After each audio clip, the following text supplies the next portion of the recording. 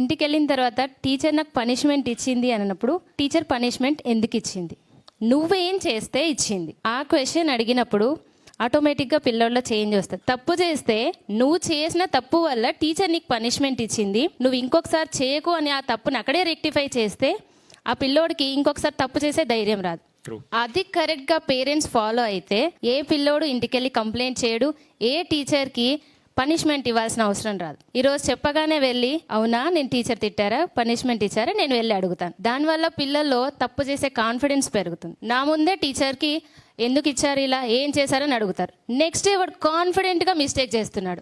అప్పుడు మళ్ళీ మీరు ఒకవేళ కారిడార్ లో నడుస్తుంటే వీడు పక్కన ఫ్రెండ్స్ కి వెళ్ళి రే ఈ టీచర్ మా నాన్న అడిగేసింది, ఈ టీచర్ మా నాన్నకి అడిగేసింది. పేరెంట్స్ కి మినిమం రెస్పెక్ట్ అనేది తెలియట్లేదు. ఒక టీచర్ కి ఎలాంటి రెస్పెక్ట్ ఇవ్వాలి వాళ్ళకే తెలియకపోతే వాళ్ళు పిల్లలకి ఏం నేర్పిస్తున్నారు. మేము అన్ని మినిమం వాల్యూస్ అన్ని మేము నేర్పిస్తున్నాం, మోరల్ వాల్యూస్ నేర్పిస్తున్నాం. పేరెంట్స్కి ఎలాంటి వాల్యూ ఇవ్వాలి, టీచర్కి ఎలాంటి వాల్యూస్ ఇవ్వాలి, ఫ్రెండ్స్తో ఎలా ఉండాలి అన్నీ మేము నేర్పిస్తున్నాం. కానీ ఇంటికి వెళ్ళిన తర్వాత ఆ పేరెంట్సే ఒక ఇర్రెస్పెక్టివ్గా టీచర్ గురించి మాట్లాడితే పిల్లోడు వాళ్ళ నుంచి ఏం నేర్చుకుంటాడు? నేర్చుకోవడానికి ఏమీ లేదు. వాడికే తెలుసు మా టీచర్తో నేను ఎలాగైనా మాట్లాడవచ్చు, నేను ఏమైనా చేయొచ్చు, క్లాస్లో కూడా నేను ఏమైనా చేయొచ్చు.